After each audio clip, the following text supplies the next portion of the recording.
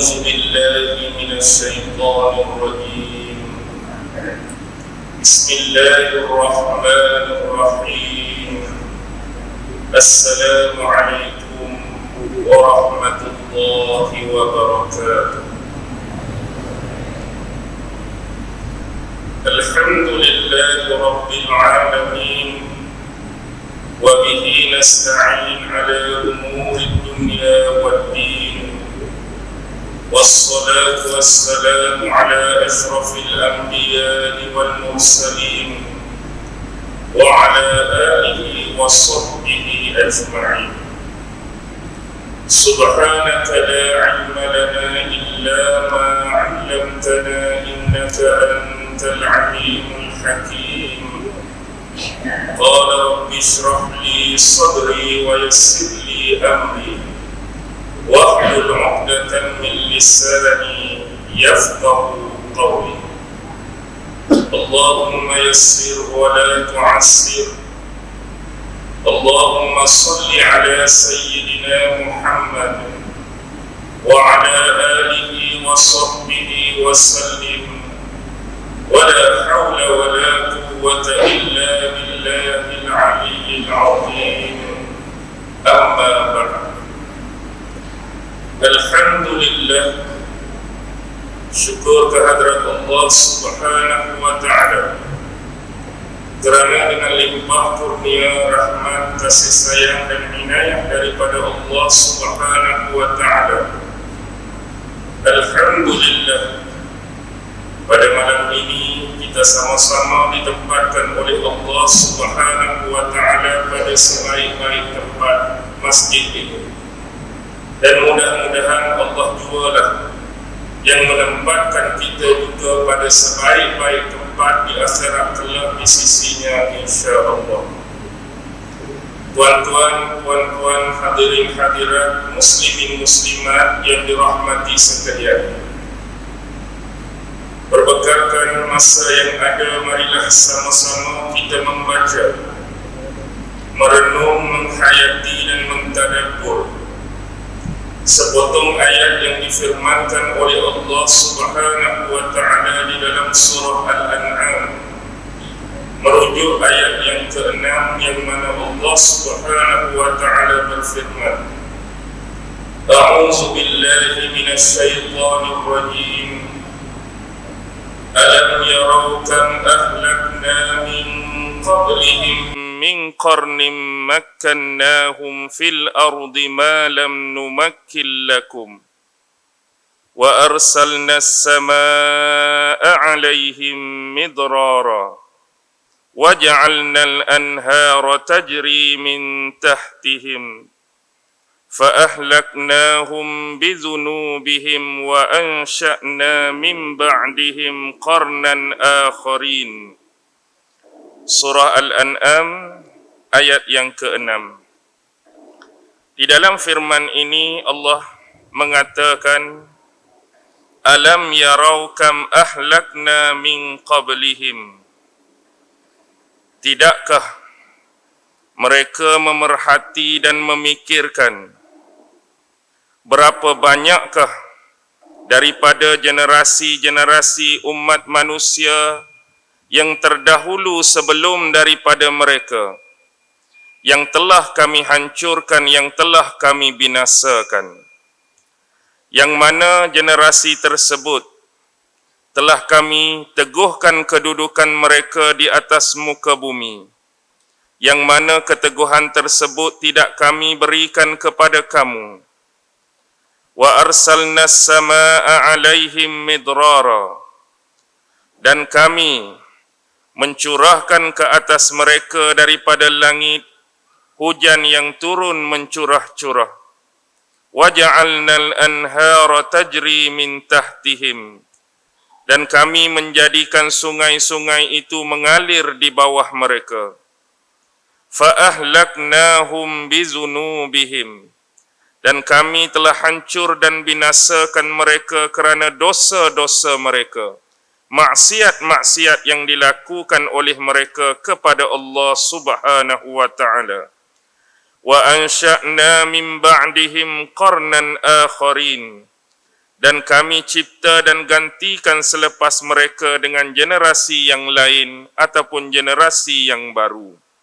Surah Al-An'am ayat yang ke-6. Ini adalah permulaan awal perbicaraan Allah Subhanahu wa taala di dalam surah Al-An'am. Ada baiknya sebelum kita memulakan perbahasan dan penafsiran berkaitan dengan ayat ini, kita mengambil sedikit ilmu, sedikit informasi berkaitan dengan muqaddimah surah Al-An'am.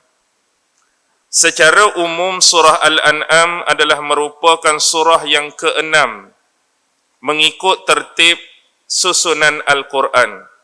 Bermula daripada Al-Fatihah, Al-Baqarah, Ali Imran, An-Nisa, Al-Ma'idah dan Al-An'am. Makna Al-An'am adalah merujuk kepada haiwan ataupun binatang ternak. Al-An'am, haiwan atau binatang ternak. Dia adalah jamak daripada kalimah na'am. Bahasa Arab ni, kosakata dia indah banyak. Na'am ada makna ya. Na'am juga ada makna unta. Na'am juga bermaksud haiwan ternak. Baik, apakah hubungan penamaan surah ini dengan isi-isi kandungan surah Al-An'am? Secara umum surah Al-An'am dia nak menceritakan satu golongan yang sesat. Siapakah golongan sesat yang dimaksudkan yang Allah nak bagi tahu kepada kita dalam surah Al-An'am? Iaitu golongan musyrikin. Manusia-manusia yang mempersekutukan Allah Subhanahu wa taala, melakukan jenis-jenis kesyirikan, sama ada dari sudut akidah mereka ataupun kesyirikan dari sudut perbuatan dan amalan-amalan mereka. Tetapi lebih awal Allah menempatkan 3 golongan yang sesat lebih awal sebelum datangnya surah Al-An'am. Kalau kita nak bagi faham secara mudah, dalam surah Al-Baqarah Allah menceritakan golongan sesat yang namanya Yahudi. Dalam surah Ali Imran Allah nak cerita satu golongan sesat yang namanya Nasrani. Dalam surah An-Nisa Allah nak cerita satu lagi golongan sesat yang namanya munafiqin. Bila mari surah Al-Ma'idah Allah gabungkan ketiga-tiga yang awal tu dalam satu surah. Dalam surah Ma'idah sekali lagi Allah cerita pasal Yahudi, sekali lagi Allah cerita pasal Nasrani, sekali lagi Allah cerita pasal munafiqin. Tapi bila mari surah Al-An'am, Allah tambah satu lagi golongan yang sesat, iaitu golongan musyrikin. Manusia-manusia yang mensyirikkan Allah. Jadi bila kita baca Al-Quran daripada awal sampai Al-An'am, di sini kita dapat faham bahawa awal-awal lagi Allah nak memperkenalkan kepada kita 4 jenis golongan yang sesat ni. Apa tujuan dia, tuan-tuan dan puan-puan? Bukan kita nak bantai mereka, bukan kita nak tuduh mereka, bukan kita nak laknat mereka. Tapi kita belajar itu supaya kita dapat mengenali golongan-golongan yang sesat ini dengan sebenar-benar pengenalan. Apakah ciri-ciri khas yang ada pada golongan-golongan ini? Apakah sifat-sifat khusus yang ada pada golongan-golongan ini? Apakah jenis perkataan-perkataan, perbuatan-perbuatan sehingga mereka digolongkan oleh Allah dari salah satu kumpulan-kumpulan ini? Kita nak belajar supaya sifat mereka, ciri mereka, perkataan dan perangai mereka tidak untuk dibuang daripada diri kita ni. Kalau kita sebut ni perangai Yahudi, kita tak mau benda tu. Kalau kita sebut ni PL perangai orang Nasrani, kita tak mau benda tu ada dengan kita. Ni sifat orang munafik, kita tak mau sifat tu ada pada kita. Ni sifat orang yang mensyirikkan Allah, kita tak mau benda tu ada pada kita. Tu tujuan kita belajar. Okey. Surah Al-An'am ni adalah surah yang diturunkan kepada Rasulullah sallallahu alaihi wasallam Di mana? Di Mekah. Ini adalah surah Makkiyah. Dari awal Baqarah surah Madaniyah, Ali Imran surah Madaniyah, An-Nisa surah Madaniyah, Al-Ma'idah surah Madaniyah.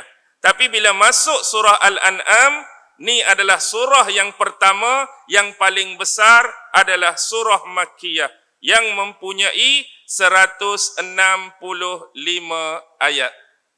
Ada berapa? 165 ayat. Bila waktu turun surah ni kepada Rasulullah, secara umum surah ni turun kepada Rasulullah setahun sebelum berlakunya peristiwa hijrah Nabi Muhammad ke bumi Madinah. Waktu dia bila? Setahun sebelum hijrah Nabi. Jadi maklum bagi kita, Nabi berada di Mekah, berdakwah dan mentablilkan wahyu dan risalah Allah ni 13 tahun. Setahun sebelum hijrah bermaksud waktu ayat ni turun pada surah ni turun pada Nabi, dah hampir lebih kurang 12 tahun dah Nabi duk berdakwah. 12 tahun dah Nabi nak mengajak mereka kepada jalan kebenaran. Pelbagai cara, kaedah, teknik Rasulullah cuba untuk motivatkan diri mereka. Ajak kembali kepada Allah, ajak kembali kepada bentuk ketaatan dan penyembahan yang sebenar, ajak kembali kepada ibadah yang sebenar. Hampir 12 tahun. Tetapi penerimaan mereka tetap sama.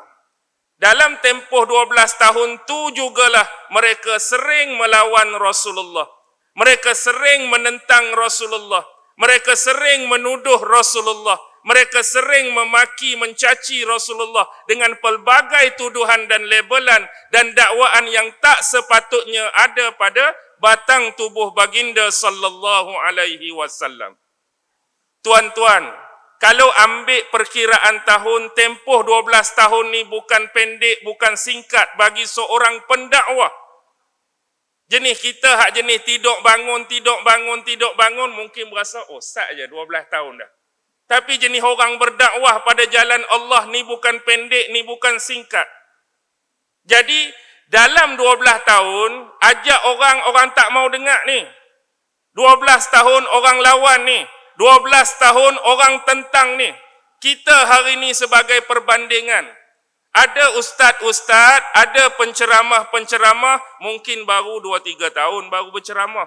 Mungkin ada 4-5 tahun baru berceramah.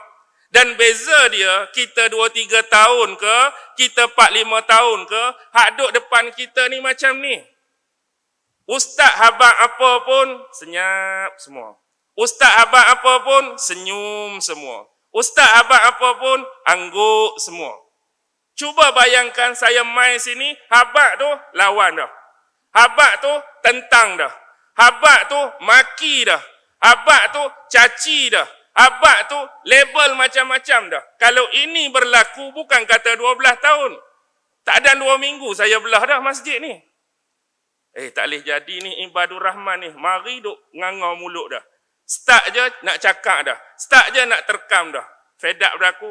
Putus asa dah aku. Kita.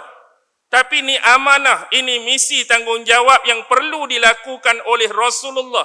Dalam hati, jiwa dan perasaan Rasulullah, kalau boleh nak semua orang masuk Islam, memeluk Islam. Beribadah kepada Allah, melakukan ketaatan kepada Allah dengan cara yang sebenar, dengan cara yang paling betul. Tapi itulah hakikat yang diterima oleh Rasulullah daripada golongan-golongan yang menentang dan melawan dakwah baginda. Baik, surah ini diturunkan pada waktu malam. Kalau kita belajar ilmu ulumul Quran, konteks turun satu-satu surah atau ayat siang atau malam, surah ni turun pada Rasulullah pada waktu malam. Dan surah ini turun selepas surah Al-Hijr. Dalam Al-Quran ada satu surah nama Al-Hijr. Turun surah tu dulu, lepas surah Al-Hijr, barulah diturunkan surah Al-An'am kepada baginda sallallahu alaihi wasallam. Dan konteks penurunan surah Al-An'am ini diturunkan oleh malaikat Jibril alaihi salam dengan diiringi oleh 70,000 malaikat. Waktu surah ni turun, Jibril diiringi oleh 70,000 malaikat, menunjukkan keutamaan dan kemuliaan surah ini. Jadi kita nak buang sesetengah pandangan ataupun skeptik, pakcik-pakcik ataupun makcik duk kampung ni, bila kata Jibril turun, ada 70,000 malaikat, dia ingat malaikat-malaikat ni ditugaskan jadi bodyguard, security, nak kawal surah ni turun. Takut apa? Takut tengah jalan kena ambush, kena trap, kena serkak jarang. Iblis duk tunggu, Ifrit duk tunggu, setan duk tunggu. Sebelum surah ni sampai pada Nabi Muhammad, kita sergah tengah jalan, kita rampas surah ni, kita bawa balik tempat kita, biar surah ni tak sampai. Ni skeptik, bukan macam tu maksud dia. Kalau kata dengan sebab itu, tak perlu 70,000 malaikat tu pun. Cukup Jibril seorang, kalau iblis tengok terkencing dah kawan tu. Cukup Jibril seorang, cirik-berik dah kawan tu. Bukan untuk security, bukan untuk jaga, tapi nak menunjukkan keutamaan dan kemuliaan surah tersebut. Jadi inilah satu-satunya surah yang panjang ayatnya, yang diturunkan secara hampir keseluruhan. Berbeza dengan cara surah-surah yang panjang dan besar turun. Tengok Al-Baqarah, tengok Ali Imran, tengok An-Nisa, tengok Al-Ma'idah. Surah besar, surah panjang. Tapi turun sikit demi sikit sehingga membentuk satu surah. Tapi surah Al-An'am hampir lengkap keseluruhan diturunkan kepada Nabi Muhammad. Ada beberapa ayat yang dikategorikan sebagai ayat-ayat Madaniyah. Beberapa ayat. Contoh, kalau tuan-tuan merujuk kepada tafsir Al-Jami' li Ahkamil Quran. Siapa punya kitab ni? Imam Al-Qurtubi, seorang mufassir yang muktabar. Dalam tafsir Imam Al-Qurtubi disebutkan ada dua adalah ayat Madaniyah. Pertama ayat 91, yang kedua ayat 141. Dua ni ayat Madaniyah. Tuan-tuan tengok, kalau ayat 91, ayat ni berbicara pasal siapa? Kisah dua orang Yahudi. Dua orang Yahudi, Malik bin Saif dan Ka'ab bin Al-Ashraf. Tu ayat 91. Kalau ayat 141, dia menceritakan ayat ni diturunkan kepada seorang sahabat yang bernama Sabit bin Qais bin Syammas Al-Ansari. Imam Ibnu Jurayj mengatakan ayat ni turun pada sahabat besar lain yang bernama Mu'az bin Jabal. Pendapat ni disokong oleh Imam Al-Mawardi. Baik, Imam Qurtubi kata dua ayat Madaniyah. Dalam tafsir Qurtubi juga menyebut salah satu pandangan daripada Imam As-Sa'labi, bahawa yang termasuk ayat Madaniyah ada 6 ayat. Dia sendiri kata dua, tapi dia bawa pandangan Imam Sa'labi, keseluruhan ayat surah ni Makkiyah kecuali 6 ayat. Tapi cukup berbeza bilangan ini bila kita buka muqaddimah tafsir Ibnu Katsir. Bila tuan-tuan rujuk tafsir Ibnu Katsir, dalam tu kata ada 9 ayat Madaniyah. Lagi jauh perbezaan. Hak asal 2, Sa'labi kata 6. Dalam muqaddimah Ibnu Katsir ada 9 ayat. Bagi orang biasa-biasa cukup dengan jumlah. Bagi orang-orang yang talib ilmu, pelajar, dia tak cukup dengan jumlah. Kami bukan setakat nak tahu jumlah, kami nak tahu ayat mana 9 yang dikatakan ayat Madaniyah. Pertama ayat 20. Yang kedua ayat 23. Yang ketiga ayat 91. Yang keempat ayat 93. Yang kelima ayat 114. Yang keenam ayat 141. 7, 8 dan 9 dia berderet. 151, 152, 153. Kalau ada siapa tulis, saya ulang. 20, 23, 91, 93, 114, 141, 151, 152, 153. Ni dalam muqaddimah tafsir Imam Ibnu Katsir ada 9 ayat. Baik, hak lain tu keseluruhan turun di Mekah. Dalam muqaddimah yang sama juga ada satu riwayat daripada Imam Sufyan As-Sauri. daripada Imam Lais, daripada Syahru ibnu Hausyab, daripada Asma binti Yazid. Ini seorang sahabiah. Asma menceritakan surah ini diturunkan kepada Rasulullah pada waktu malam hampir keseluruhan.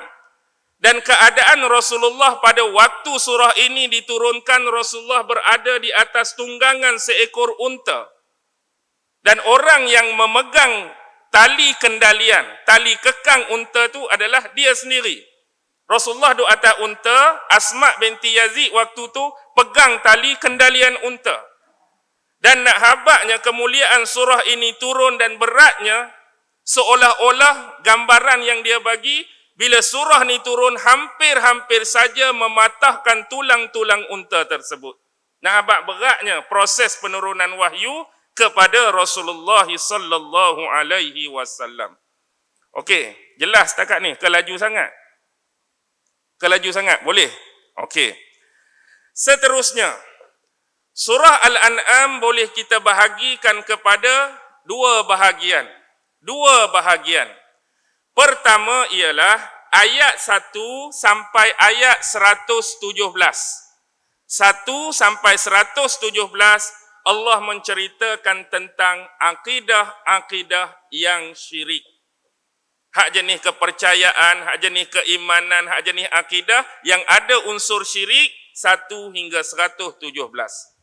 Manakala bahagian yang kedua 118 sampai akhir 165 Allah menceritakan bentuk-bentuk amalan-amalan yang syirik.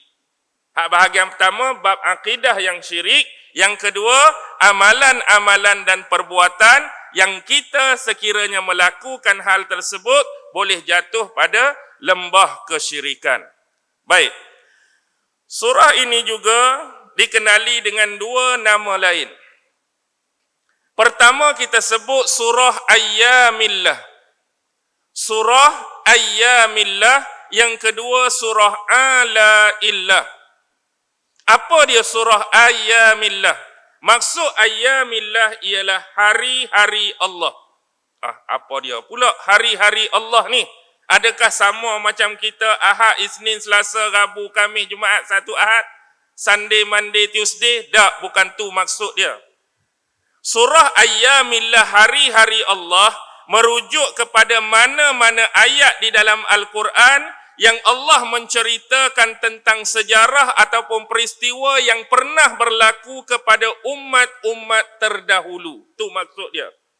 Merujuk kepada umat-umat sebelum Nabi Muhammad sallallahu alaihi wasallam. Contoh umat Nabi Nuh, umat Nabi Hud, umat Nabi Saleh, umat Nabi Ibrahim, hak sebelum Nabi Muhammad. Yang mana sifat yang ada pada umat tersebut mengalami isu dan kes yang sama sebagaimana dihadapi oleh Nabi Muhammad pada waktu dan ketika itu. Nabi Muhammad waktu tu berdakwah, ditentang, ditolak. Jadi umat sebelum tu pun sama. Nabi Nuh berdakwah, umat dia tentang, umat dia tolak. Mari Nabi Hud pun umat dia tentang, umat dia tolak. Kes yang sama, isu yang sama. Jadi bukan setakat isu penolakan, tapi lebih jauh Allah memberikan ayat-ayat Ayyamillah ini adalah merupakan peringatan dan ancaman. Allah cerita apakah nasib yang berkesudahan kepada mereka. Umat Nabi Nuh duk lawan sampai satu tahap Allah musibahkan mereka, Allah hukum dengan banjir yang besar. Beringatlah. Jadi nak suruh kita hak hidup lah ni hak duk lawan Nabi ni beringat. Hak dulu depa lawan tu musibah yang Allah kenakan. Umat Nabi Hud dia mari tiupan angin. Birihin sorsorin. Angin yang bersuara gemuruh. Angin yang dingin, sejuk. Sesuai dengan tubuh mereka yang besar, kulit mereka tu. Yang mereka pernah sebut, yang Allah sebut dalam Quran kan. Mana ada lagi umat yang paling kuat sama macam kami. Action dia. Jadi Allah bagi ujian pun sama dengan cabaran kekuatan mereka. Seolah-olah mereka memberikan cabaran kalau datang azab daripada Allah dengan kekuatan fizikal dan tubuh kami ni, kami mampu menahan azab tersebut. Wak mari angin je pun. Cuaca pula dalam keadaan sejuk, lingkup satu padang pasir. Habis. Peringatan, ancaman. Kalau kamu lawan, boleh jadi kena musibah yang macam ni. Mari pula Nabi Saleh dengan cara tersendiri, hukuman dia, kaum Lut, Allah balik bumi. Macam-macam dah sebelum ni. Sebelum ni. Ada sebahagiannya kamu mengetahui info-info tersebut. Dan ada sebahagiannya kamu boleh melihat kesannya dengan mata kepala kamu sendiri. Contoh, umat pada masa itu adalah pedagang. Ada di antara mereka berjalan ke Yaman, naik ke utara, ke Syam, macam-macam. Kalau ke Yaman mereka boleh melihat apa? Kerajaan Sabak dulu dia ada satu empangan yang besar, disebut empangan Maghrib. Itulah zaman teknologi yang ada pada kaum terdahulu. Memanglah tak ada dah, tinggal bekas. Tapi kamu boleh tengok dengan mata kamu. Bukan setakat dengar orang cerita. Kalau kamu lalu kawasan tu, kamu boleh tengok teknologi mereka dulu. Hebat. Tapi Allah hukum mereka. Kamu naik kono, kamu boleh tengok tinggalan kaum Ad. Kamu boleh tengok tinggalan kaum Samud. Kan dalam satu hadis pernah menceritakan, Rasulullah dan beberapa sahabat pernah melewati tempat kaum Samud itu diazab. Rasulullah berjalan dengan agak cepat. Rasulullah mengenakan apa? Kain di atas kepala baginda. Ni tempat yang Allah azab, ni tempat yang Allah laknat. Mereka boleh saksikan tempat tu. Kaum Samud di Petra, tempat-tempat diukirkan gunung-gunung tu. Ada lagi tinggalan sejarah. Hak kamu dengar info, hak macam Nabi Nuh tu kita dengar saja-saja. Tapi ada yang kita dengar, kita boleh tengok tinggalan tu hari ni. Inilah peringatan dan ancaman. Tak berasa ke diri kita ni buat benda-benda, contoh yang melibatkan kesyirikan dan penentangan kepada Allah, takut dan gerun dengan benda-benda macam ni. Kalau yang kedua disebut surah Ala-Illah. Surah Ala-Illah bermaksud nikmat-nikmat kurniaan, pemberian-pemberian Allah. Ini termasuk dalam konteks ayat-ayat Makkiyah yang nak mengajak tauhid kepada Allah.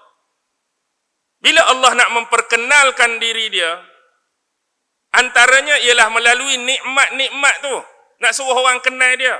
Ni aku Allah, Tuhan kamu yang menciptakan kamu.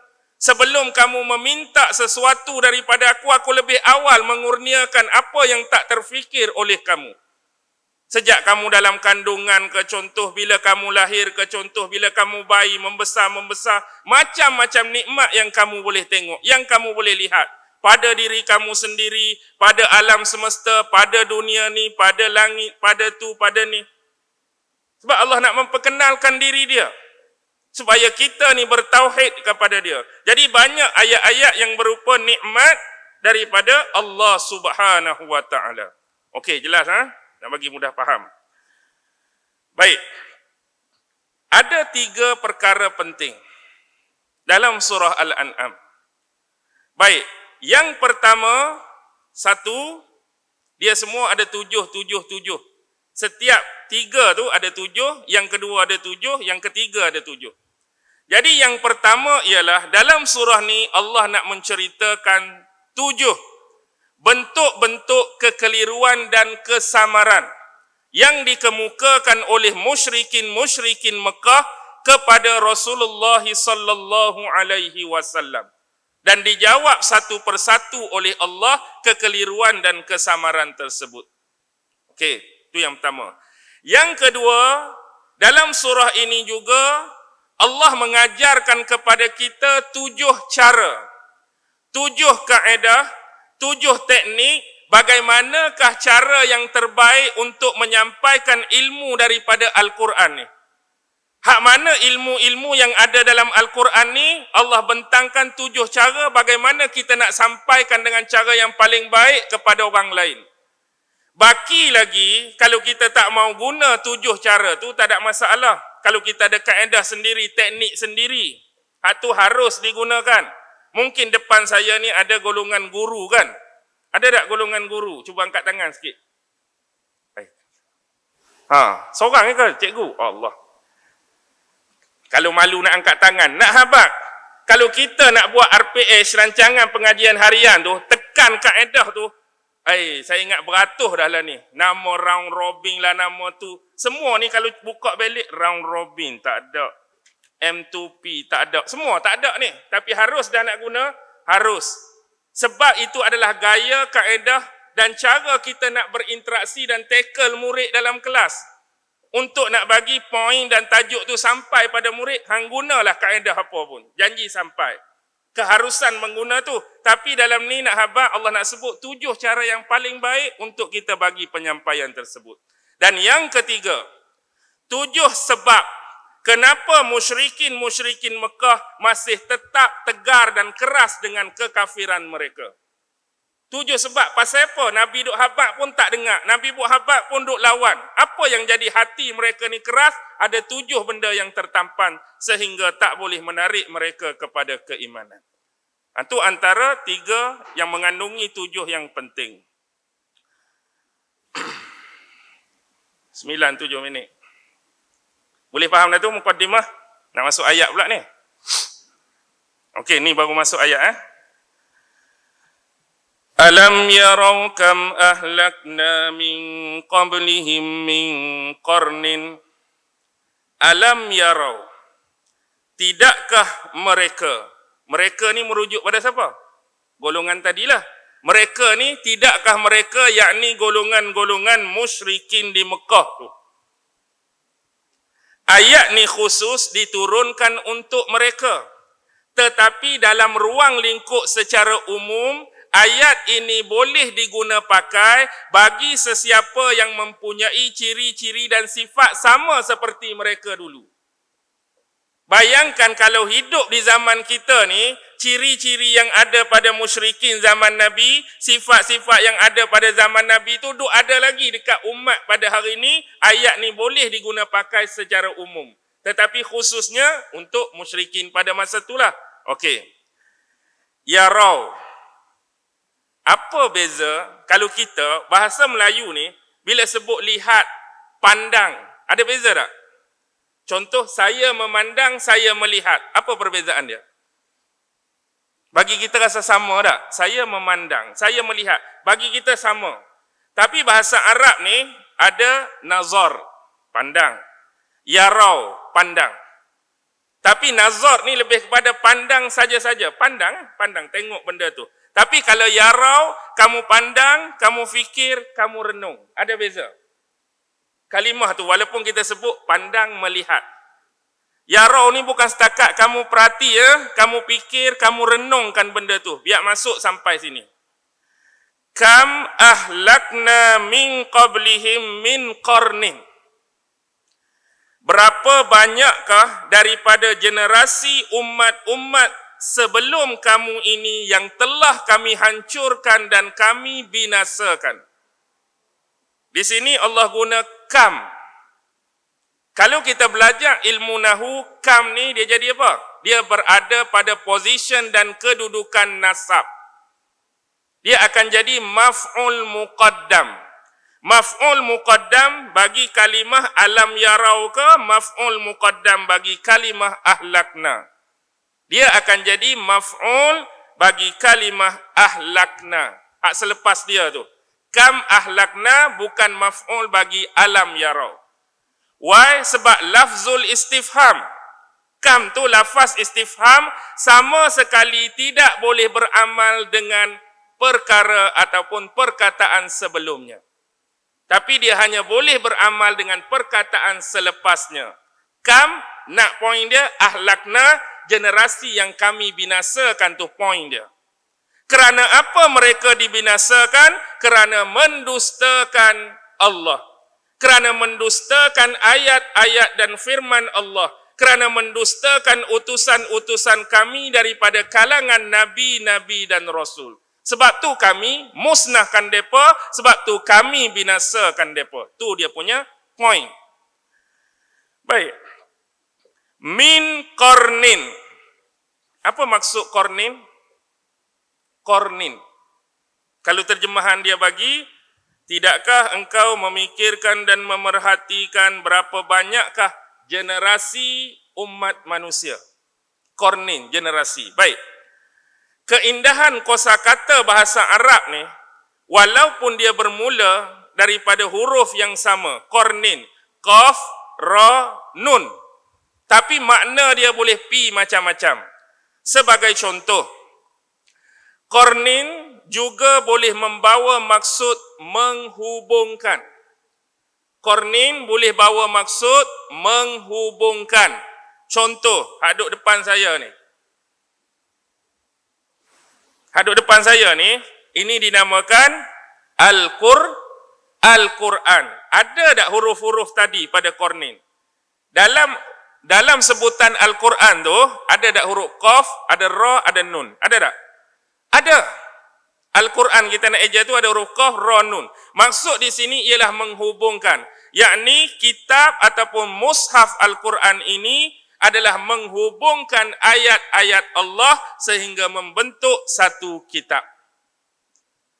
Yang kedua, makna qarnin juga boleh jadi makna tanduk. Tanduk. Dalam surah Al-Kahfi ada 4 bab yang dipisahkan. Bab yang pertama, Ashabul Kahfi. Bab yang kedua, 2 pemilik kebun. Bab yang ketiga, Nabi Musa dengan Nabi Khidir. Bab yang keempat, Ya'juj Ma'juj dan Zulqarnain. Zulqarnain. Ada tak qaf ra nun? Yang memiliki 2 tanduk, qarnain. Banyaklah riwayat ni. Pasal apa kata Zulqarnain? Antara yang disebutkan, dikatakan dahi Zulqarnain ini dia sedikit berbonjol. Dahi dia tu berbonjol 2. Jadi, ni kata Zulqarnain. Ada riwayat lain kata, kerana pemerintahan dia tu luas, menjangkaui timur dan barat. Dia digelar Zulqarnain. Ada kata setiap kali dia menyertai misi medan peperangan, topi perang yang dia pakai tu ada tanduk. Wallahu alam hak mana betul ataupun tiga-tiga tak betul, ada yang paling betul di sisi Allah pun wallahu alam. Saya cuma datangkan why dia digelar Zulqarnain berdasarkan riwayat-riwayat tersebut. Jadi boleh jadi makna tanduk. Yang ketiga, qarnin juga boleh jadi makna salah satu ibadah kita hak dalam rukun Islam tu. Hak ujung sekali iaitu ibadah haji. Kita kan sebelum nak pi haji ni, nak pi umrah. Jadi kita pi tabung haji, orang-orang tabung haji dia punya speaker tu cerita tak? Kalau tuan-tuan nak pi buat haji, antara haji yang boleh kita buat antaranya haji tamattu'. Ada haji tu nama haji ifrad, ada haji nama tu haji kiran. Haji kiran pun qaf ra nun tuan-tuan. Qaf ra nun maksudnya masih menghubungkan, dengan kata lain kita boleh buat ibadat haji dan ibadat umrah dalam satu masa. Tu haji kiran, kita dah sebut kiran tu. Baik, makna qarnin juga boleh merujuk kepada kurun. Hak kita dah sebut kurun lah ni. 1 kurun, 2 kurun, 3 kurun, tempoh masa tertentu. Nisbah pada kita hari ini 1 kurun berapa? 1 kurun berapa tahun? 1 kurun. Berapa tahun 1 kurun? Weh, takkan tak ada siapa tahu pun 1 kurun berapa tahun? 100 tahun kan? 1 kurun 100 tahun. 1 dekad 10 tahun. Okey. Kalau tuan-tuan buka perbahasan tafsir, contoh saya ambil tafsir Imam Qurtubi. Kil. Ada mengatakan 1 kurun 60 tahun. Ada yang mengatakan 1 kurun 70 tahun. Ada yang mengatakan 1 kurun 80 tahun. Ada yang mengatakan 1 kurun 100 tahun. Saya ingat tu dah. Bila buka kitab Ma'alim Tanzil. Ma'alim Tanzil ni kitab tafsir Imam Al-Baghawi. Ada lagi yang lebih rendah daripada tu. Dia sebut juga 60, 70, 80, 100. Tapi ada kil 30 tahun pun dianggap 1 kurun, 40 tahun pun dianggap 1 kurun. Tu cuma kil. Tapi nak habaknya, yang 1 kurun 100 tahun, hujah ini dipegang dan dianut oleh ahlul hadis. Yang menganggap 1 kurun 1 tahun. Apa hujah dalil yang mereka guna? Argumentasi yang mereka guna ialah sebuah hadis. Hadis ni menyebutkan Rasulullah sebut kepada salah seorang sahabat baginda. Siapa sahabat baginda? Abdullah bin Busrin Al-Mazini. Nama sahabat tu Abdullah bin Busrin Al-Mazini. Dalam tafsir Imam Qurtubi dia sebut ta'ishu qarnan. Dalam tafsir Imam Baghawi ada lagi lafaz di depan, innaka ta'ishu qarnan. Sesungguhnya engkau wahai Abdullah akan hidup selama satu kurun. Kamu Abdullah akan hidup selama satu kurun. Tu kata Nabi kat dia. Jadi sahabat-sahabat perhati tengok kehidupan dia, dia ni boleh hidup sampai 100 tahun. Jadi memaknakan satu kurun tu 100 tahun. Ini disebutkan oleh An-Nuhas. Kemudian Imam Bukhari pun sebut dalam Tarikh As-Saghir dia. Juga disebut dalam kitab Al-Isabah fi Ma'rifatis Sahabah. Juga disebut dalam kitab Usudul Ghabah. Berkaitan dengan Abdullah bin Busrin Al-Mazini ni. Baik. Tu yang keempat. Tapi poin dia yang dikehendaki dengan makna qarnin pada ayat ni ialah generasi manusia yang hidup pada zaman dia. Contoh kita ni hidup pada zaman ni, kita generasi zaman ni.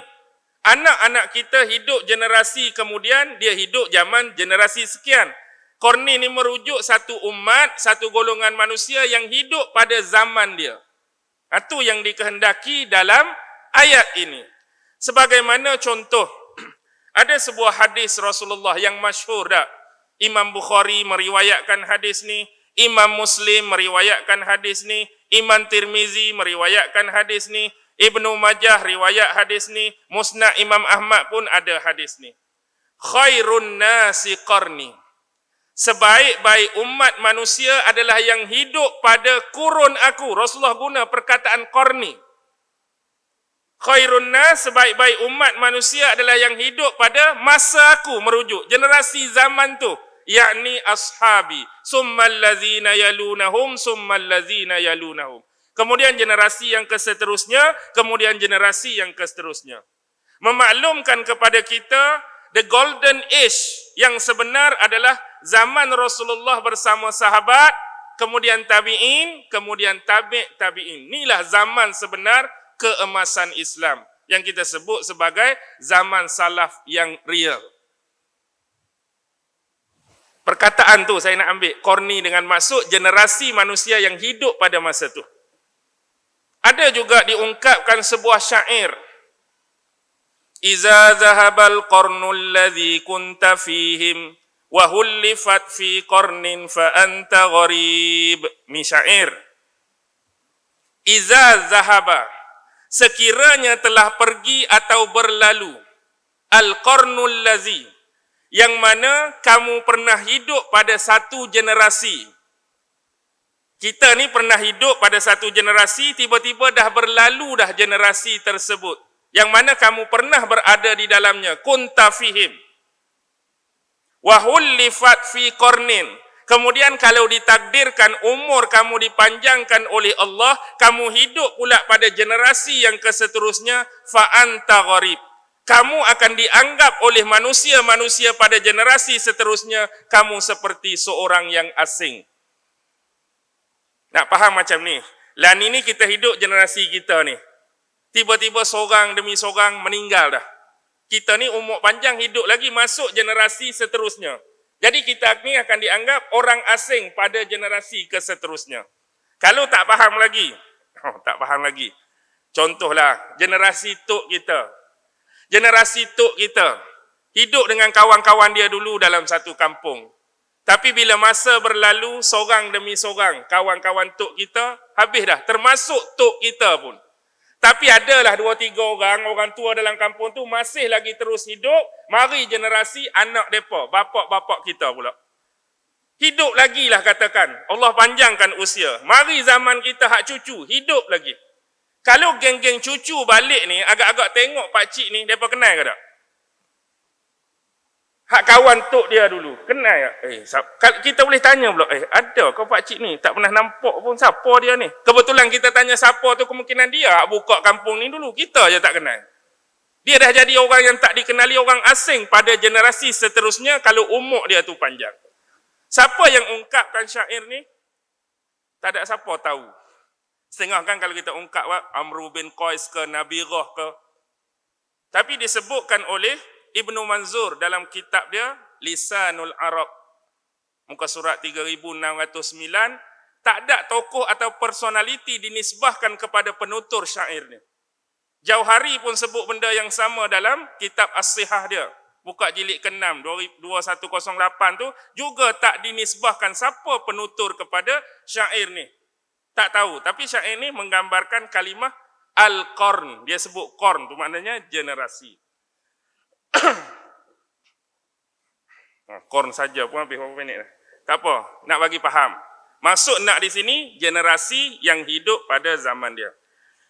Makkannahum fil ardh, yang madahal generasi tersebut suatu ketika dulu kami telah teguhkan kedudukan mereka di atas muka bumi.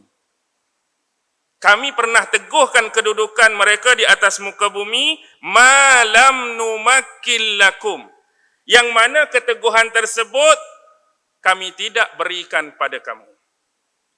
Keteguhan hak pernah mereka kecapi dan nikmati, kami tak bagi pada kamu hari ini. Ulama-ulama Ahlul Basrah mengatakan, walaupun ayat ini ditujukan kepada musyrikin-musyrikin di Mekah, tetapi keadaan dia Rasulullah dan para sahabat bersama mereka pada waktu tu. Keberadaan tu Rasulullah ada, sahabat ada, musyrikin Mekah ada. Jadi ayat seterusnya ni nak rangkum untuk semua. Ayat ni nampak ayat pernyataan. Nampak ayat pernyataan, okey? Generasi sebelum ni kami teguhkan kedudukan mereka. Yang mana keteguhan tu kami tak berikan pada kamu. Nampak ayat pernyataan. Ini adalah ayat sindiran. Allah nak sindir musyrikin-musyrikin Mekah. Dalam bentuk apa? Contoh. Imam Ibn Katsir, bila dia mengungkapkan kalimah makkannahum, keteguhan yang diberikan oleh Allah, dia sebut 6 benda. Pertama, mereka dilebihkan daripada kamu kerana mereka mempunyai harta benda yang lebih banyak daripada kamu hari ini. Umat-umat terdahulu, kekayaan mereka, harta mereka lebih banyak daripada kamu. First. Yang kedua, bilangan keturunan, anak-anak cucu mereka lagi ramai daripada kamu.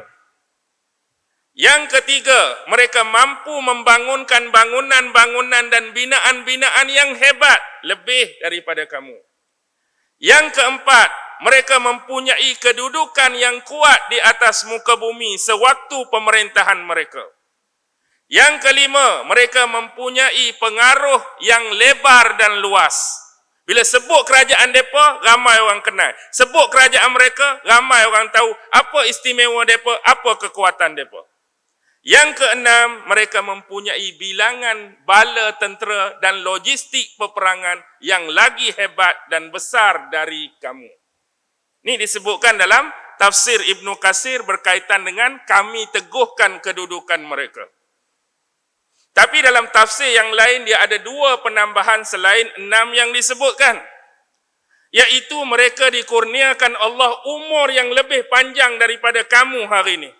Umat dahulu umur panjang-panjang, ratus-ratus tahun tu biasa. Berapa umur? 200, orang tak terkejut. Berapa umur? 300, orang tak terkejut. Kalau lah ni, berapa umur Ustaz? 220. Pensan tak orang? Muka macam 60 tapi 220. Umat dulu biasa ratus-ratus. Dan satu lagi diberikan tubuh-tubuh yang kekar, bertenaga dan besar banding dengan body size kamu pada zaman hari ini. Jadi kalau kita kumpul dah ada 8 dah. Hebat tak ada apa? Hebat. Kamu hari ini ada apa? Kamu hari ini ada apa nak dibandingkan dengan mereka? Contoh zaman Nabi Nuh. Bila Allah memerintahkan Nabi Nuh buat kapal. Nabi Nuh buat kapal kat mana? Kat mana Nabi Nuh buat kapal? Atas bukit kan? Sepatut standard orang buat kapal, nak buat kapal kat mana? Secara biasa. Kat mana orang buat kapal? Tepi-tepi sumber air, tepi laut ke, tepi sungai ke. Kan kita tengok kapal-kapal besar nak launching tu semua Hari ni hak tak menggunakan sumber kayu macam sampan kapal dulu pun, hak besi hari ni semua buat tepi laut nak launching tu. Tapi Nabi Nuh kerana buat di satu tempat yang agak terasing dan tak terfikir oleh mereka, maka tuduhan kepada Nabi Nuh apa? Gila. Gila ke apa Nabi Nuh ni? Ni buat ayat sendiri ni. Gila ke apa Nabi Nuh ni bina kapal dalam hutan? Orang bina kapal tepi sumber air. Baik. Perkataan macam ni, perkataan orang yang ada pengetahuan tentang teknologi perkapalan atau langsung tak pernah kenal kapal sebelum ni. Tuan-tuan boleh bayang tak? Apa ni duk bina kapal atas ni? Orang bina kapal macam ni. Orang yang cakap macam ni, dia sudah faham teknologi pembinaan perkapalan atau pertama kali baru nak tengok orang buat kapal? Hak mana? Memang dah ada ilmu tentang perkapalan. Kalau orang yang tak kenal kapal baru terang, dia tak akan takwil, dia tak akan bla bla bla whatever.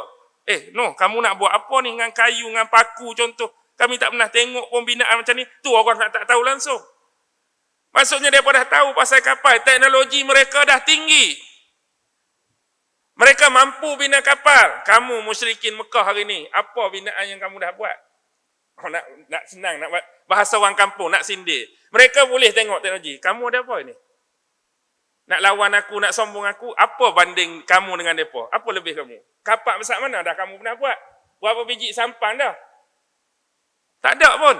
Jadi nak sombong buat apa? Sindir dah tu. Makan dalam. Kalau orang terasa, patut terasa dah tu. Contoh umat Nabi Hud. Umat Nabi Hud nama apa? Kaum Ad. Tu imam kita subuh-subuh pun selalu baca surah Al-Fajr. Alam tara kaifa fa'ala rabbuka bi'ad Iram zatil imad allati lam yukhlaq misluha fil bilad. Tidakkah kamu melihat bagaimanakah Tuhanmu memperlakukan kepada kaum Ad? Iram zatil imad. Iram tu nama bandar kota raya mereka yang mewah. Al-imad dipenuhi dengan tiang-tiang yang besar, tiang-tiang yang gah, tiang-tiang yang hebat. Tengok dia punya teknologi pembangunan. Dah hebat. Allati lam yukhlaq misluha fil bilad. Yang tidak pernah didapati di mana-mana tempat, mana-mana negeri sebelum pada tu melangkaui kehebatan mereka. Hebat. Kamu hari ni berapa tiang dah naik? Contohlah nak buat bahasa kampung. Nak lawan aku ni, nak lawan Muhammad, tak mau dengar Muhammad ni, berapa putung tiang dah naik? Berapa binaan dah kamu buat? Berapa piramid dah ada kat sini? Nak nyembang. Tak terasa ke tuan-tuan? Kalau kita kena sindir lagu ni. Dah, nak tunjuk kita kaya apa, orang tunjuk 14 biji kereta, orang tunjuk 14 biji kapal layak. Kita, motor tak ada, apa tak ada, terasa. Tengok orang ada tu, ada ni. Hang, apa pun tak ada, nak sombong tang mana? Tengok kaum Samud. Peninggalan di Petra tu kan. Petra, hak boleh pahat buat rumah. Kamu berapa biji gunung dah kamu pahat? Aku duk tengok Gua Hira, duk lagu tu je. Contoh lah ni nak buat ayat. Aku tengok Jabal Nur pun duk lagu tu je. Bukit tu pun lagu tu. Tak ada kata pahat pi buat apa. Berapa biji dah ada? Tak ada pun. Nak sombong tang mana? Tak terasa lagi kah? Musyrikin Mekah. Mari pula umat zaman Nabi Ibrahim. Mari pula umat zaman Nabi Musa. Tengok Fir'aun. Piramid tu, piramid ni. Macam-macam teknologi. Zaman Nabi Yusuf ada kincir air. Kamu ada apa? Bukan kata kincir air. Nak dapatkan sumber air pun tak ada kamu ni. Orang lain rumah besar-besar, bangunan tinggi-tinggi. Kamu hak jenis Arab Badui duduk dalam kemah jaga kambing ya. Kamu hak duduk padang pasir tu duduk dalam kemah je.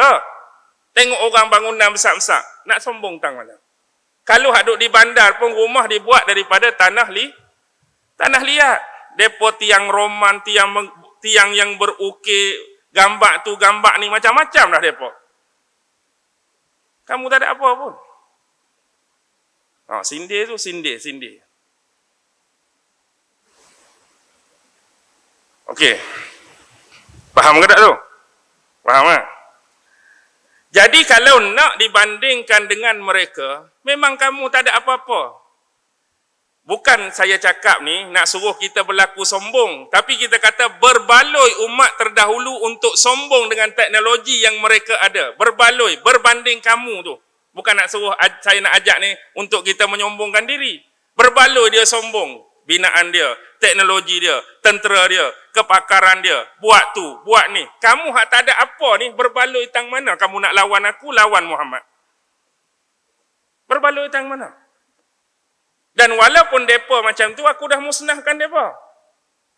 Bukan mereka boleh kekal nak menongkak langit dah. Aku dah musnahkan mereka, aku dah azabkan mereka, aku dah musibahkan mereka. Walaupun mereka ada macam-macam. Okey. Yang mana keteguhan itu kami tak berikan pada kamu. Kamu tak ada. Jadi dari satu sudut di sini, siapa yang lebih utama dan aula untuk dihukum? Kamu ke mereka? Aula untuk dihukum. Dari sudut keduniaan, material, teknologi, mereka lebih tinggi. Kamu tak ada apa. Dari sudut Nabi, Nabi yang ada di hadapan kamu sekarang yang bersama kamu lebih mulia dibandingkan ketimbang dengan Rasul-Rasul sebelum ni. Kamu dahlah satu hal nak banding dengan mereka, tak ada apa. Nabi hadut dengan kamu tu, hak ni paling mulia berbanding dengan hak lain. Kalau aku nak azab, hak mana agak-agak? Mereka ke kamu lebih utama aku nak azab? Tak nampak lagi perkaitan tu. Jadi siapa yang lebih utama untuk diazab? Kamu lah. Kamu.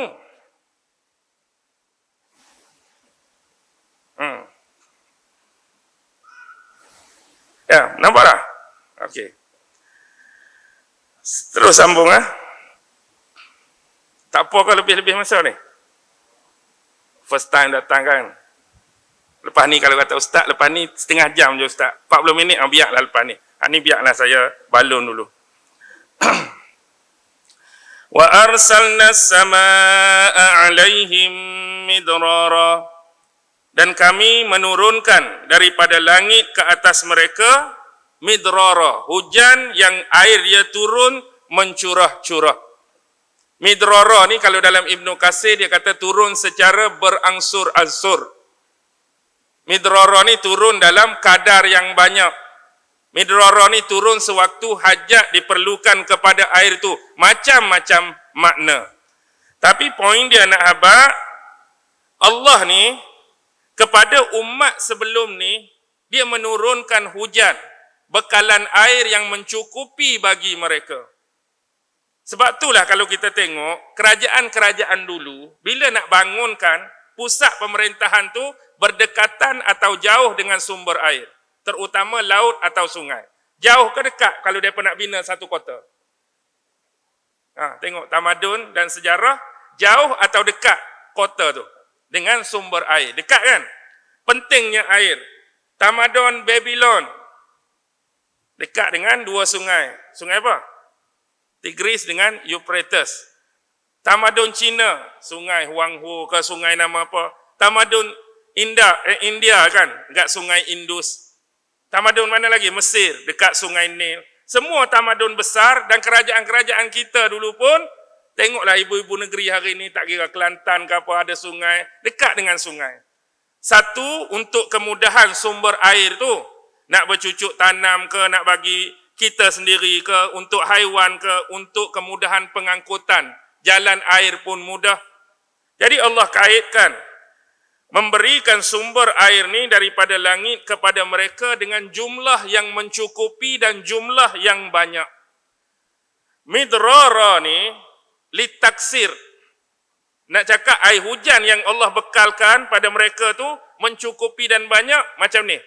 Kalau orang Arab ni, ni khusus untuk wanita dan perempuan saja. Orang Arab dia ada istilah. Satu dia sebut kepada wanita ni mizkar. Satu dia sebut miknas. Apa dia mizkar? Apa dia miknas? Mizkar merujuk seorang wanita yang mampu melahirkan banyak zuriat atau banyak anak. Contoh kita tanya, makcik, anak makcik berapa orang? Anak makcik ada 8 orang. Tapi 8 orang tu semua lelaki, makcik tu kata. Kalau banyak lelaki, istilah yang diberikan kepada makcik tu mizkar. Kalau tanya makcik lain pula, makcik lagu mana? Oh, makcik lebih kurang, ada lebih lagi. Kalau makcik tu 8 orang, makcik ada 10 orang. Tapi beza dia, makcik tu semua lelaki, makcik ni pula semua perempuan anak makcik. Kalau perempuan, kita keluar dia miknas. Miknas. Ataupun kalau bercampur, hak mana lagi ramai? Contoh 10 orang, 7 perempuan, 3 lelaki.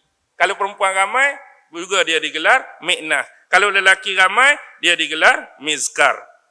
Sebab itulah dalam tafsir Ma'alim Tanzil Imam Baghawi, satu penisbahan kepada Ibnu Abbas, maksud midrara ialah mutatabi'ani fi awqatil hajat, iaitu terus menerus pada qadar yang diperlukan oleh mereka.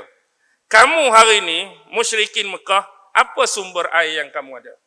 Mereka hujan cukup, sungai ada, laut ada, bahkan lebih jauh, hak jauh nak ambil, mereka buat irrigation awal-awal. Tahu irrigation? Saliran. Daripada laut, nak masuk dalam kota depa tu, kalau kita biasa, pergi ambil baldi 2, angkut, ambil baldi 2, angkut, penat dan melelahkan. Tapi mereka buat saliran. Saliran yang kecil-kecil, saliran ni bawa masuk air dalam kota dan ketamadunan mereka. Kamu ada apa? Kamu ni kalau jumpa satu osis, jumpa satu telaga, duk bergaduh sama kabilah tu lah.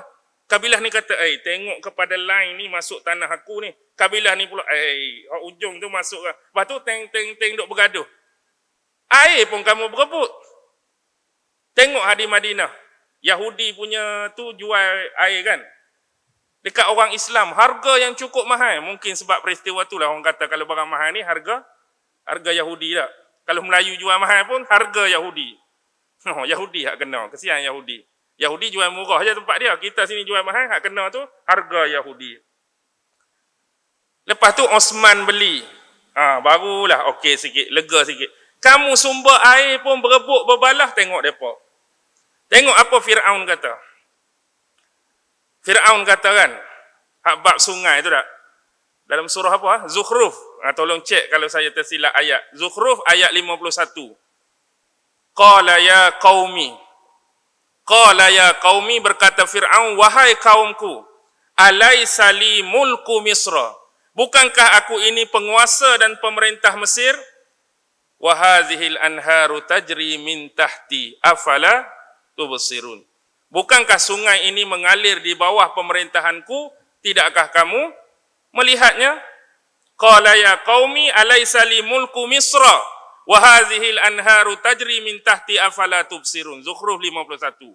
Kalau silap ayat ke silap baris ke tolong betulkan. Maksudnya dia nak habaq sungai-sungai itu mengalir di bawah pemerintahan dia. Kamu ada apa?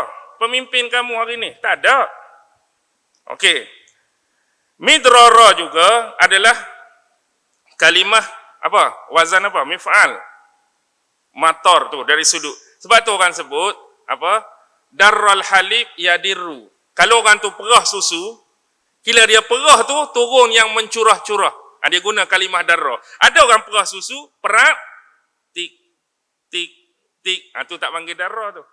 Hak darra ni perak, zru, perak, zru, perak, zru. Darral halib. Cara pengaliran dia. Ni hujan pun hujan yang cukup, hujan yang banyak. Waja'alnal anhara tajri min tahtihim. Dan kami juga menjadikan sungai-sungai mengalir di bawah mereka, di bawah pemerintahan mereka. Ayat ni ada unsur majaz tak? Ada unsur majaz tak agak-agak? Kami menjadikan sungai itu mengalir di bawah mereka. Ada unsur majaz. Siapa mengaji balaghah kat sini? Kita mengaji balaghah bab majaz kan? Majaz ni ada dua. Satu majaz lughawi, satu majaz akli. Majaz lughawi biasa bincang bab isti'arah dengan majaz mursal.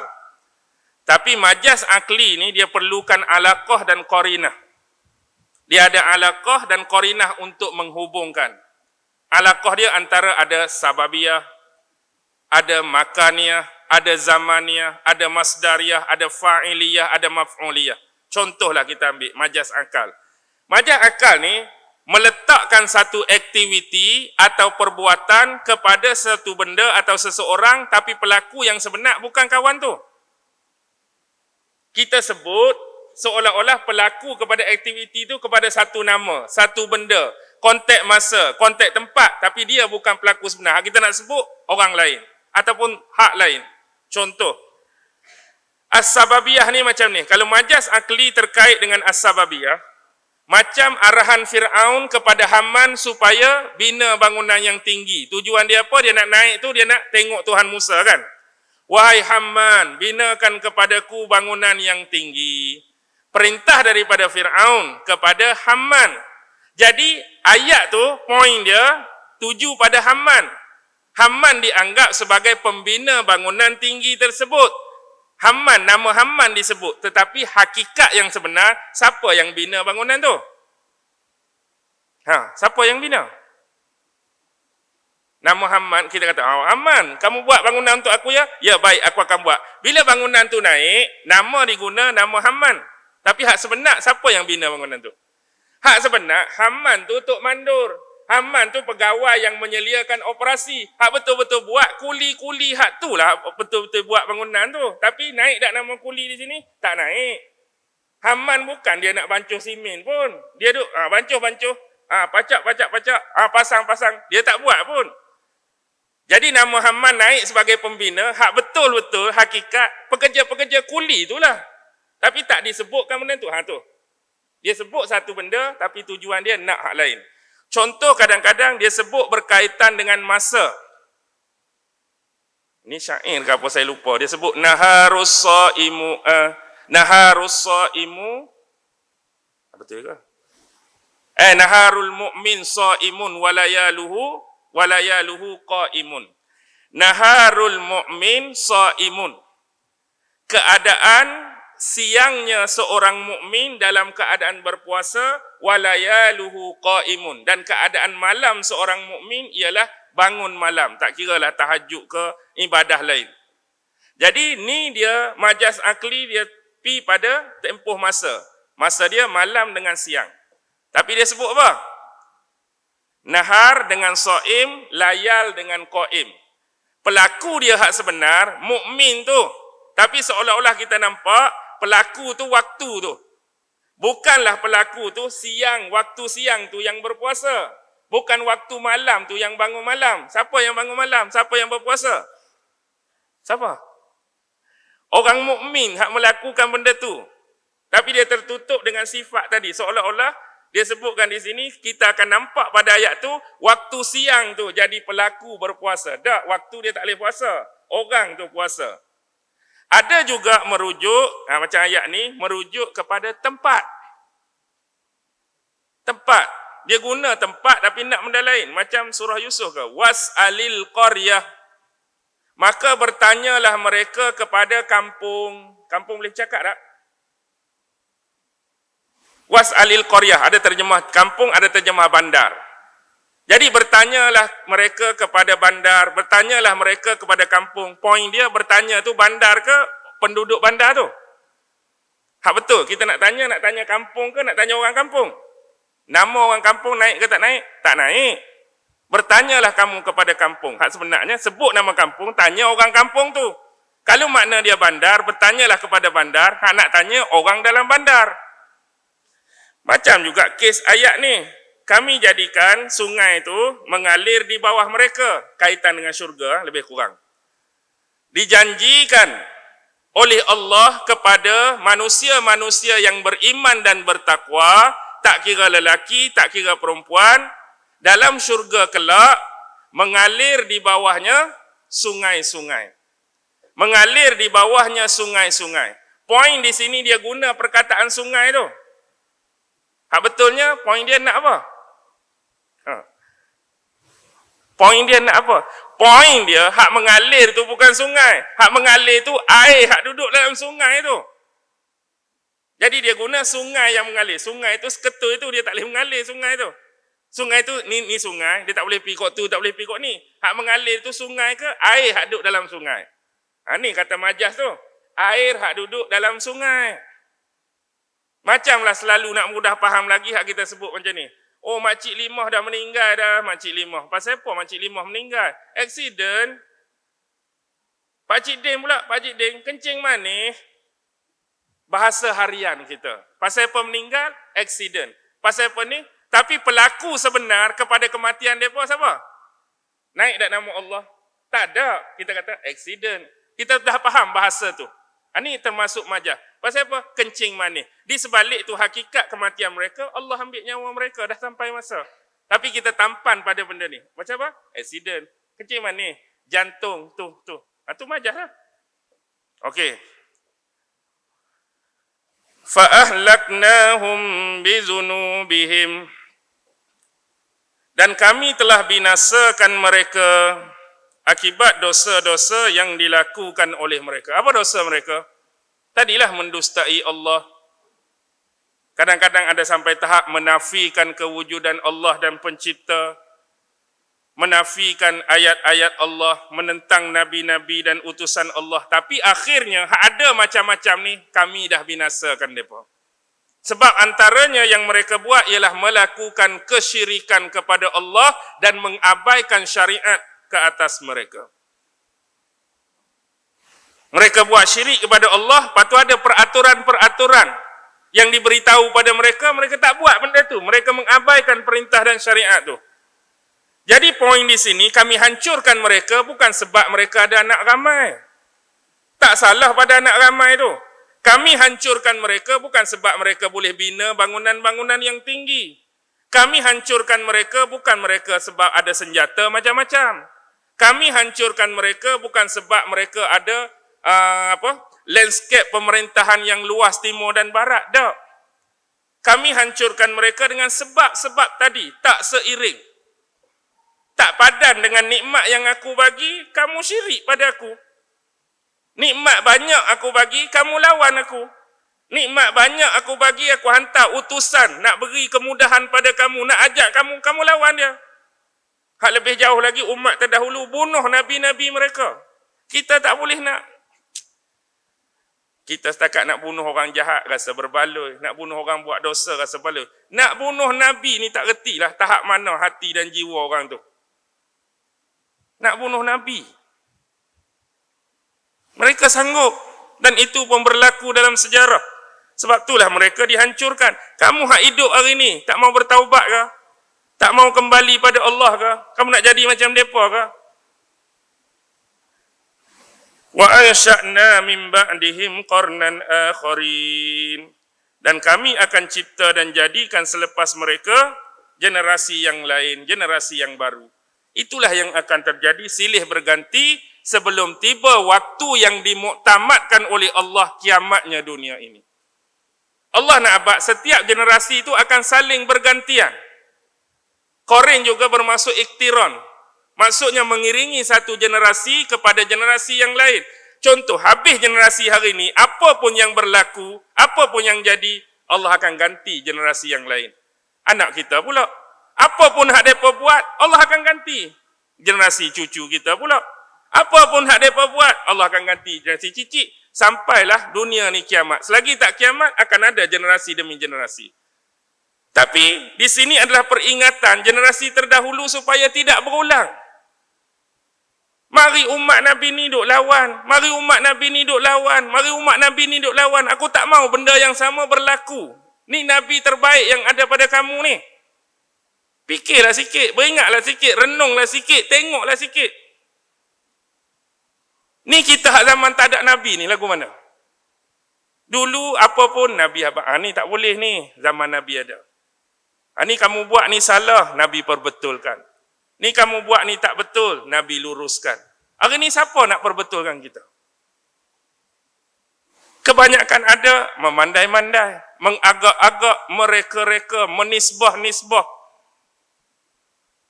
Ini peringatan untuk kita bersama. Moga-moga dijauhkan daripada hal tersebut.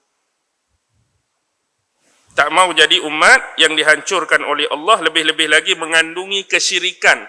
Hak kecil, hak halus, hak tak nampak. Berkaitan dengan akidah, lagi-lagi berkaitan dengan amalan-amalan dan perbuatan kita. Contoh, kalau saya nak tarik sikit. Hak kita kata, 7 kekeliruan dan kesamaran. Tuan-tuan tengok ayat 7, ayat 8, ayat 9. Ini adalah permintaan-permintaan tak masuk akal. Mereka minta ayat 7 tu, mereka minta proses penurunan wahyu berlaku depan mata mereka baru mereka nak percaya dan beriman. Oh, bukan main-main. Muhammad mari, bla bla bla bla, pompang-pompang, Muhammad dakwa, apa yang aku bacakan pada kamu ni adalah firman-firman Allah yang disampaikan oleh Jibril kepada aku supaya menyampaikan pada kamu. Mereka tak mau terima. Entah-entah yang menyampaikan kepada kamu setan ke, yang membisikkan kepada kamu jin ke, dengan alasan untuk menolak. Lepas tu apa yang kamu cakap tu sumber dia kami tak boleh cek. Kamu hanya sebut mari pang pang pang pang ni wahyu daripada Allah. Apa confirmation dan pengesahan nak buktikan tu? Kami tak boleh cek. Kalau kamu baca kitab mana-mana, kami boleh rujuk. Apa yang kamu sebut tadi? Muka surat 36. Ya, betul. Ni tak ada sumber. Kamu bercakap, kamu kata kamu wahyu tu, tang mana sumber dia? Sebab proses penurunan Al-Quran tak sama macam Taurat. Taurat turun sekaligus kepada Nabi Musa, siap bertulis. Kalau apa-apa pun boleh rujuk balik, boleh cek. Ni mari pang, kami nak rujuk kat mana ni? Ni wahyu daripada Allah. Jadi sebab itulah mereka jumpa Nabi Muhammad, mereka minta, waktu nak turun firman Allah, waktu nak turun wahyu kepada Nabi, biar benda tu berlaku depan mata kami, baru kami percaya. Tahap tu mereka minta. Dari sudut litera dan zahir nampak baguslah nak sumber bukti. Oh, bagus ni musyrikin Mekah ni. Dia tak percaya kalau cakap-cakap dia nak tengok turun depan mereka. Kan ni? Apa dia? Walau nazzalna alaika kitaban fi qirtasin falamasuhu bi aidihim. Boleh sentuh pula. Mereka nak tengok Jibril turun. Nampak no Jibril daripada langit turun bawa kitab. Jibril duk turun dah. Bawa kitab. Lepas tu Jibril mengesahkan pula bahawa aku adalah Jibril, utusan dan malaikat daripada Allah. Inilah kitab yang kamu minta tu, yang siap tertulis pada lembaran dan helaian kertas. Ini adalah sah dan terbukti daripada Allah. Dan Muhammad ini adalah sebenar-benar pesuruh Allah. Barulah kami beriman. Sampai tara tu. Tapi nak tara tu tak? Falamasuhu bi aidihim. Tak cukup. Sebab kalau benda tu berlaku depan mata kami, mungkin kami disihir oleh Muhammad. Tiap kredit dia. Inilah idrakul basari ila idrakul bashar. Dia tak berhenti pada capaian penglihatan. Mungkin kalau kita minta macam tu kat Muhammad, dia guna kuasa sihir dia guna manipulasi, dia boleh datangkan gambaran tu. Dia pun contohlah ni. Ni payah ni geng jenis geng viral sekarang tak. Orang nak habaq lagu lain, dia faham lagu lain. Jadi masa dia buat ke kita jadi nampak gambaran tu. Kita ni dah disihir. Nampak Jibril, nampak orang pegang kitab. Tak cukup. Sebab tu dia kait dengan falamasu bi'aidih. Kamu boleh capai dengan panca indera. Mungkin kami disihir ni. Kalau betul kami hak Quran buat turun tadi, bagi kat kami. Bagi macam ni baru puas hati. Kulit dia macam ni, kami boleh belek, kami boleh cek, kami boleh nilai. Sungguh. Kalau setakat tengok lagi, mungkin mata kami dimanipulit. Sampai tahap tu, dia nak tolong cek. Apa kebodohan di sini? Tuan-tuan, secara zahir, nampak bagus. Kami tak akan beriman selagi penurunan proses Quran tu berlaku depan mata kami. Baguslah kita nampak. Nak bukti. Tapi kebodohan dia terselah, antaranya ialah umat masa tu dikenali sebagai umat yang ummi. Ummi ni apa dia? Tak erti baca, tak erti menulis. Bahkan Rasulullah dinisbahkan an-nabiyyal ummiyah. Jadi apakah keperluan, apakah faedah, apakah bermanfaat seseorang yang minta satu kitab wahyu daripada Allah yang siap tertulis, sedangkan dia sendiri baca pun tak erti, tulis pun tak erti. Minta nak kitab turun depan mata. Bila bagi kitab, hang tu tak erti baca, hang tu tak erti tulis. Apa manfaat minta benda ni? Macam saya, tuan-tuan tahu dah saya tak erti baca, tiba-tiba buat action. Honest. Ambil kitab kat saya satu. Kalau boleh hak nipis-nipis tu tak main lah saya. Hak jenis tebal-tebal saya. Agak-agak kawan tu nak bagi tak? Memang kita dah dikenali tak reti apa. Tak ada keperluan nak bagi pun. Kecuali atas sebab lain. Dia nak ukur sentimeter ke, nak timbang berat gram, kilogram ke, tu lain. Ni ambil sembang nak buka, nak baca, nak syarah. Setahu saya kawan tu huruf ni tak reti apa, tiba-tiba minta kita. Tak ada keperluan orang nak bagi. Lepas tu dia minta apa pula? Kesamaran kedua, tengok ayat ke-8. Tak cukup Muhammad seorang. Kalau boleh biar turun ke atasnya malaikat. Biar ada malaikat seorang lagi. Nak lagu tu pula. Muhammad tu Rasulullah, malaikat pula turun. Jadi apa-apa kalau Muhammad habaq, malaikat boleh confirm terus kat kami. Contoh, ni aku terima wahyu, aku nak sampaikan pada kamu wahyu daripada Allah yang aku terima. Macam mana encik malaikat? Betul tak yang Muhammad baca tu wahyu? Ni contoh. Betul. Aku sebagai malaikat mengesahkan tu adalah benar. Barulah kami boleh beriman. Ada confirmation, ada pengesahan. Nampak kan? Ataupun membantu setiap dakwah Nabi. Ataupun sekurang-kurangnya memberi amaran kepada orang yang tak mau beriman. Tadi kamu minta tanya aku benar ke tak benar. Aku dah mengesahkan dia Nabi yang sebenar. Wahyu yang dia baca tu sebenar. Kamu tak mau beriman lagi. Aku ni malaikat. Nak kenal tak? Sekurang-kurangnya bila ada malaikat bagi ancaman tu, kami jadi takut lah. Kami mesti beriman. Ayat dia punya bagus. Lah sekali beriman ke tak? Tak beriman juga. Hak lagi. Dia tak mau terus Nabi Muhammad. Kalau bolehlah kami ni, Muhammad ni manusia macam kami. Rambut sama hitam, duduk sama rendah, berdiri sama, bangun sama tinggi. Kalau boleh, kalau nak lantik Rasul ni, biar dia tu bukan spesies kami lah. Hak lagi mulia. Sekurang-kurang malaikat sebagai Nabi untuk kami. Action lagi. Jadi Muhammad sisih tepi dulu sebab manusia macam dia. Allah kata, kalau aku nak lantik malaikat sebagai Rasul, la ja'alnahu rajula. Aku kena buat dia macam seorang lelaki. Aku kena rupakan dia, rupa bentuk seorang lelaki. Kalau kamu nak malaikat. Faham ke tak tu? Allah kata, kalau aku nak jadikan Rasul dari kalangan malaikat untuk kamu, aku kena rupakan malaikat tu dalam rupa seorang lelaki. Tu lazim. Banyak ayat Quran sebut. Waktu Nabi Ibrahim disampaikan berita gembira nak dapat Nabi Ishak, malaikat datang, rupa sebenar ke? Rupa seorang lelaki. Rupa seorang lelaki, wahai Ibrahim, aku nak sampaikan berita gembira, kamu akan dapat seorang anak. Waktu tu dua-dua, Ibrahim dan Sarah, umur dah berusia lanjut. Sarah pula dikenali sebagai wanita yang mandul. Umur dah tua dah, mandul lagi, tiba-tiba mari berita, kamu akan dikurniakan anak. Tak gembira, tak terkejut lah. Terkejutlah tuan-tuan. Kita hari ni hak boleh beranak, terkejut. Contoh, ada seorang pakcik umur 95, bawa makcik umur 90. Makcik kamu ni pasal apa? Demam ni. Pergi cek-cek doktor panggil. Pasal apa?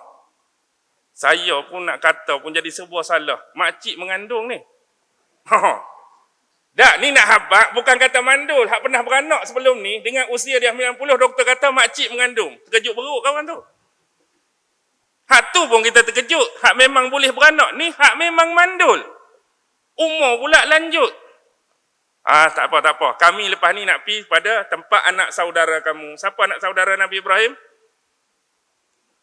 Siapa anak saudara Nabi Ibrahim? Yang dia keluar sekali daripada Babylon dulu. Nabi Lut lah. Nabi Lut tu anak saudara Nabi Ibrahim. Tapi hak ni bukan berita gembira dah. Hak ni berita menduka citakan. Kami diutuskan untuk mengazab dah tu.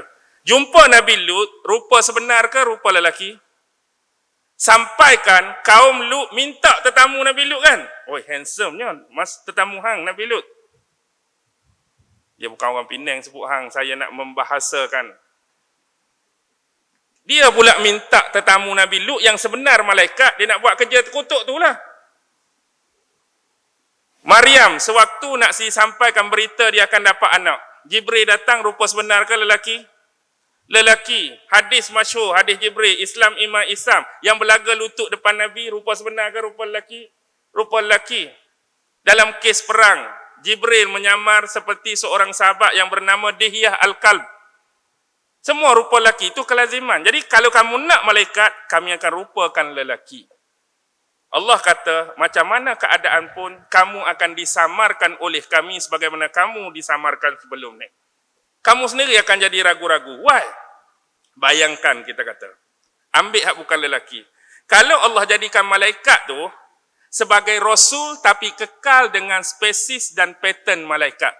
Jenis tak nampak pada mata kasar. Bayangkan. Kita ni manusia, malaikat tak nampak pada masa kata, hak dengarnya suara saja. Assalamualaikum warahmatullahi. Siapa yang cakap ni? Sesungguhnya aku inilah malaikat sekian-sekian. Aku adalah nabi dan rasul yang diutuskan oleh Allah sebagaimana permintaan kamu nakkan rasul dari kalangan malaikat. Aku ni, tapi suara sajalah dengar. Tuhan tak tahu ke mana? Agak-agak menyusahkan kamu tak? Susahlah kita ni. Kita nak tanya masalah fiqh ke, kita nak cari Nabi kita pun tak tahu duduk mana. Jenis tak nampak kan? Kadang-kadang mungkin duduk depan kita tapi, mana Nabi ni nak tanya ni? Mana Rasul nak tanya ni? Kadang-kadang bunyi, aku ada ni, duduk menyandak bawah pokok ni, main sini nak tanya. Dengar suara duduk situ, baru boleh pi. Dan kalau keadaan macam ni, dia boleh terdedah kepada penipuan. Contoh kalau syaitan tengok ke, ni peluang. Malaikat tak nampak, aku pun dia tak nampak. Jadi contoh syaitan akan pergi, Assalamualaikum, aku ni Rasul kamu. Padahal syaitan dah tak nampak. Semalam aku tersilap, aku habak dekat kamu, benda ni haram. Sebenarnya benda ni halal. Semalam aku habak, babi tu haram, sebenarnya babi halal. Semalam aku habak, harak tu haram, arak tu halal. Contoh, benda tu boleh jadi. Syaitan nak tipu sebab dia pun tak nampak, takat suara. Tambah-tambah kalau jumpa dengan Nabi kita, pukul 1 pagi, tepi kubur. Lalu kebetulan ada orang mati ziarah habis tahlil pun lalu pukul 12, pukul 1. Kebetulan Rasul pun duduk tengah duduk situ. Assalamualaikum, mai mana malam-malam ni? Agak-agak ke mana? Suara saja. Contoh kita nak bagi mudah faham. Menyusahkan. Kalau kata pula, nampak, tapi rupa dia yang sebenar. Tak dirupakan bentuk lelaki. Yang tingginya, yang besarnya, memenuhi bumi. Susah ke senang agak-agak? Kita hak kecil macam semut. Wahai Rasulullah kena dongak, kawan ni pula kena tunduk. Nak buat apa pun payah.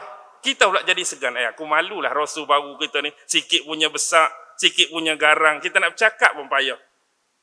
Payahlah berkomunikasi dengan jenis tak sama. Kamu akan cakap macam tu pula. Tadi kamu yang action minta malaikat.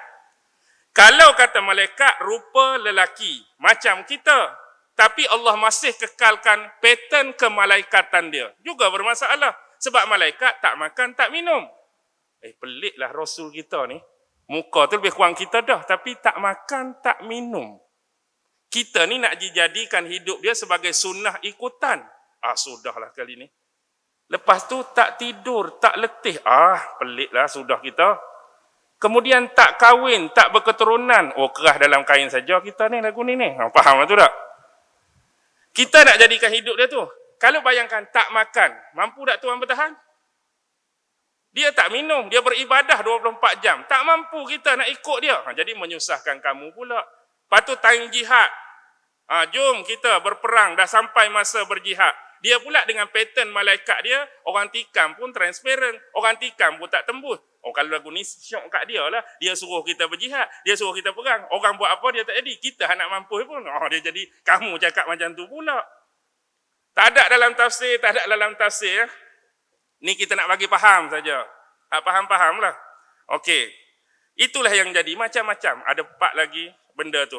Kalau tuan-tuan baca surah ni, perhati betul-betul, faham betul-betul, insya-Allah dapat sesuatu benda yang berbeza. Jangan sesekali langkau satu-satu ayat sehingga dapat pemahaman yang terbaik. Setengah orang tu dia rasa agak-agak faham, ayat lain dah. Agak-agak faham, ayat lain dah. Biar bagi faham betul apa tujuan satu-satu ayat tu diceritakan oleh Allah dan apa dia punya syarah dan penghuraian serta perbandingan pandangan ulama-ulama tertentu tentang satu-satu ayat, barulah kita ni ada kepuasan. Kepuasan dalam kita menilai ilmu-ilmu yang dibawa oleh ulama-ulama tersebut. 10-6 minit dah, boleh berhenti dah saya kira ni. Cikgu biasalah. Lepas ni nak buat RPS pula kan. Rancangan pengajar harian esok ni. Kena balik buat pula. Okey, saya ingat setakat ni dan minta maaf lah kalau saya terlupa tadi depan mukadimah untuk mengucapkan terima kasih kepada pihak masjid terutama pengurusi dan AJK kerana sudi menjemput saya. Kira jujurnya first time lah ni menjejakkan kaki ke masjid ni dan bagi kuliah di sini. Dan insya-Allah kalau ada masa yang sesuai kita akan datanglah kalau dijemput. Tak tahulah lepas ni belakang saya, lama ni 2 jam ustaz ni tak payahlah. Pakai sekali ni sudahlah. Ikut tuan-tuan lah hak tuan-tuan tak. Saya orang Pelawar datang insya-Allah kalau ada masa. Jadi saya berhenti di sini, apa yang terbaik tetap datang daripada Allah. Yang lemah, yang kurang, selalu tersalah, selalu tersilap, tu tak ada orang lain. Diri saya sendiri. Wabillahi taufiq wal hidayah. Wassalamualaikum warahmatullahi wabarakatuh.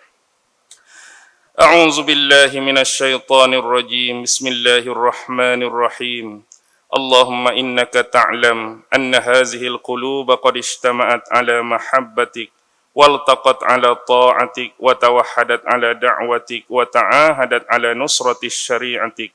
Fawasqillahumma rabitataha wa adim wuddaha wahdiha subulaha واملأها بنورك الذي لا يخبو واشرح صدورها بفيض الإيمان بك وجميل التوكل عليك وأحيها بمعرفتك وأمتها على الشهادة في سبيلك إنك نعم المولى ونعم النصير وصلى الله على سيدنا محمد وعلى آله وصحبه وسلم والحمد لله رب العالمين. الله أكبر.